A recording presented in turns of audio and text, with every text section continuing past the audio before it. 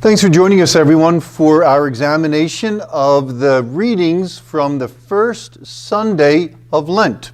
We've already gathered together on Ash Wednesday, and we looked at those readings. So now these are the readings from the First Sunday of Lent. And this is week 2 of a 7-week series on what we're calling Lent, a spiritual boot camp. Lent, a spiritual boot camp. During the summer, I was coming back to the retreat house, and I needed, to get orange juice and half and half. So I stopped at the Wawa on Main Street, and it had rained, and then it stopped. There was a big downpour, so I just sat in my car until the rain stopped again. I went in, got my couple of things at Wawa, and when I was coming out, all these people were standing in the parking lot and on the sidewalks looking up. So I said, what are they doing? So I came out of Wawa, I went into the parking lot, looked up, and there were double rainbows, 2 rainbows.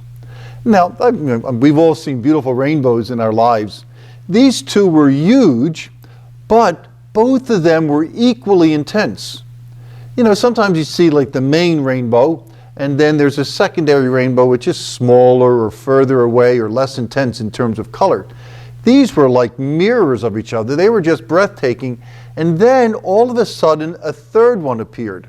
I'd never seen a third rainbow. It was just breathtaking. People were taking out their phones, taking pictures, making videos. It was really beautiful to see. Well, the rainbow features prominently in our first reading for the First Sunday of Lent. And this is Year B, the lectionary. So, it's taken from the book of Genesis, and I'm reading from our Connections program workbook. So, from Genesis. God said to Noah and to his sons with him, "See, I am now establishing my covenant with you and your descendants after you, and with every living creature that was with you, all the birds and the various tame and wild animals that were with you and came out of the ark. I will establish my covenant with you that never again all bodily creatures will be destroyed by the waters of a flood. There shall not be another flood to devastate the earth." God added, "This is the sign that I am giving for all ages to come, of the covenant between me and you and every living creature with you. I set my bow in the clouds to serve as a sign of the covenant between me and the earth. When I bring clouds over the earth and the bow appears in the clouds, I will recall the covenant I have made between me and you and all living beings, so that the waters shall never again become a flood to destroy all mortal creatures." So, a great story that we just heard. The reading that we just heard describes the conversation that God has with Noah after the great flood. And God says to Noah that he's going to establish a covenant with the 8 members of Noah's family, but by extension with the entire human family.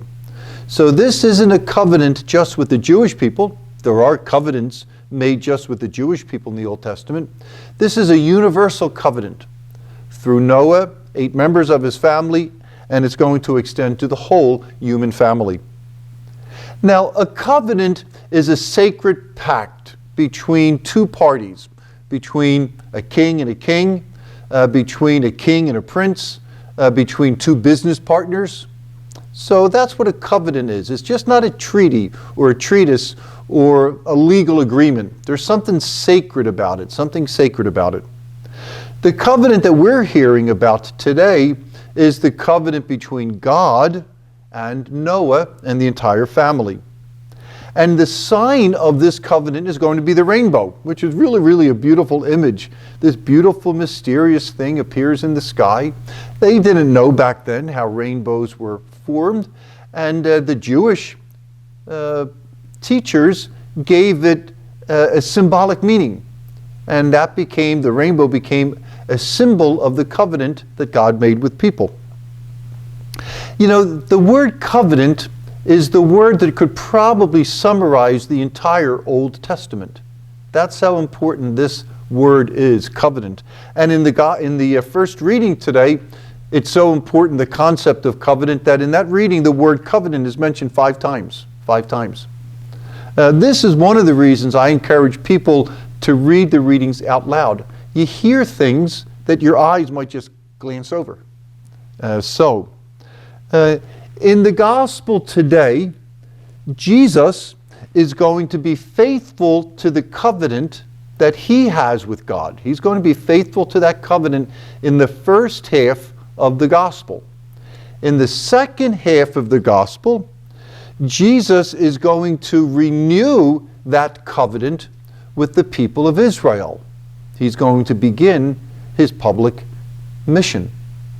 So, the first reading is often chosen because it links up with the gospel, and that certainly is true today.